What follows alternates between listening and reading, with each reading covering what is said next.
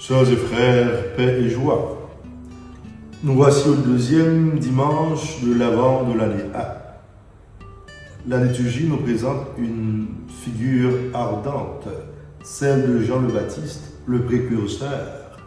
Sa voix retentit encore dans nos déserts intérieurs.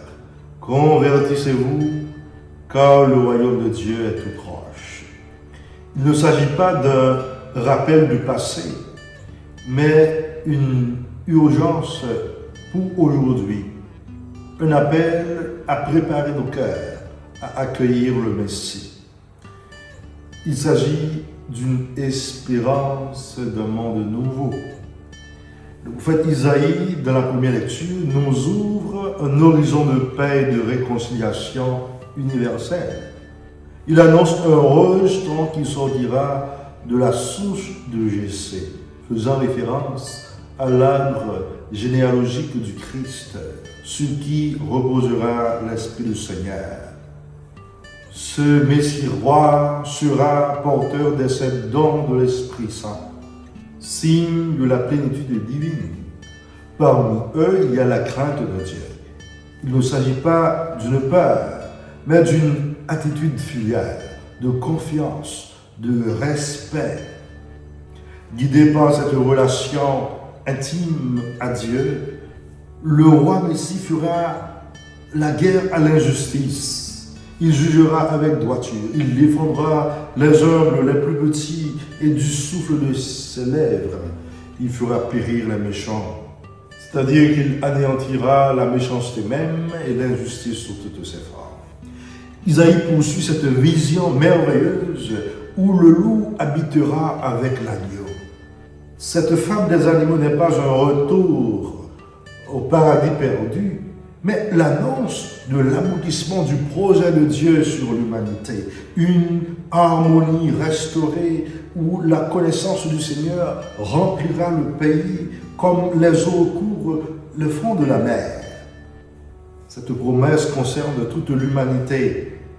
Ce jour-là, la racine de Jessé sera dressée comme un étendard pour les peuples. Et plus tard, Jésus lui-même dira, « Quand j'aurai été élevé de terre, j'attirerai à moi tous les hommes. » Jean 12, 32.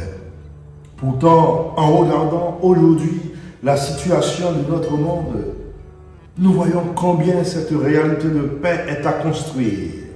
La haine, la division, les guerres, les conflits, l'insécurité déchirent nos sociétés. L'homme devient souvent un loup pour l'homme. Dans ce contexte, l'appel de Jean le Baptiste résonne avec force, une force prophétique. Produisez donc des fruits dignes de conversion. La voix qui crie dans le désert.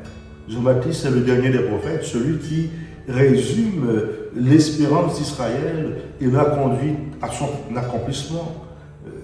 Il est la voix qui crie dans le désert pour préparer les chemins du Seigneur. Son message reste tranchant. Il secoue nos fausses sécurités. Et à ceux qui se croient justes par leur seule appartenance religieuse, il lance ce cri « Engeance de vipère », non par mépris, mais pour réveiller les consciences. Nos consciences, aujourd'hui encore, ont besoin d'être réveillées. Il nous met en garde contre l'orgueil spirituel qui nous rend semblables aux diviseurs du paradis. Donc, Jean annonce un baptême de conversion, un passage par l'eau qui signifie un changement radical de vie.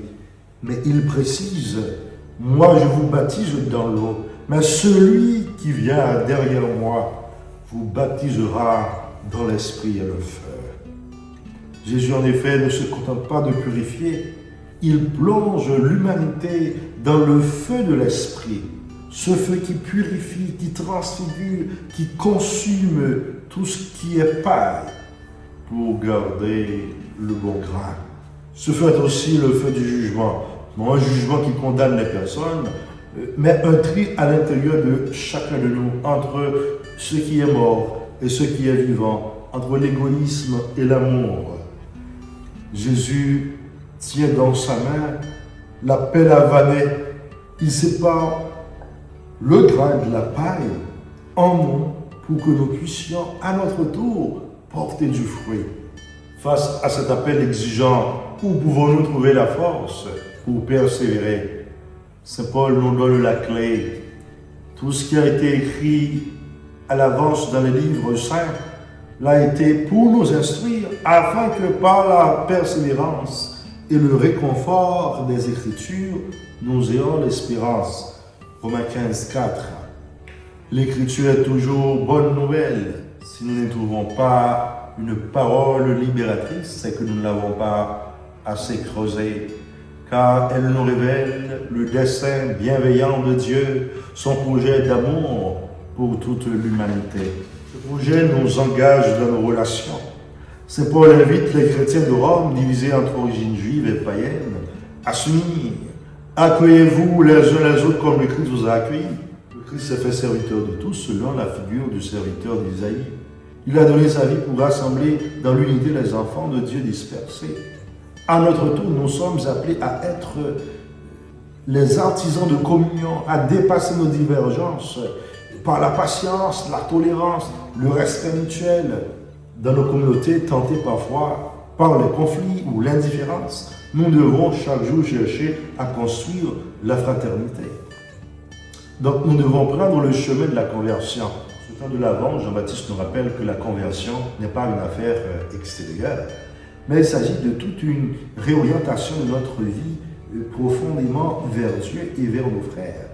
Donc se convertir, c'est laisser le feu de l'esprit consumer en nous tout ce qui fait obstacle à la communion, à la justice, à la paix, à la fraternité. C'est devenir, à la suite du Christ, des promoteurs de réconciliation, des défenseurs des humbles. Alors, en attendant celui qui vient, ne baissons pas les bras. Nourrissons-nous de la parole de Dieu. Laissons-nous instruire par elle et puisons dans l'Eucharistie la force d'avancer. Comme l'écrivait Martin Luther King, inspiré par la vision d'Isaïe, nous pouvons nous aussi faire le rêve d'un monde de justice, de paix, où les deux s'embrassent. Ce rêve, Dieu veut le réaliser avec nous. Dès maintenant, nous devons consentir à préparer son chemin. Convertissez-vous et croyez à la bonne nouvelle. Amen.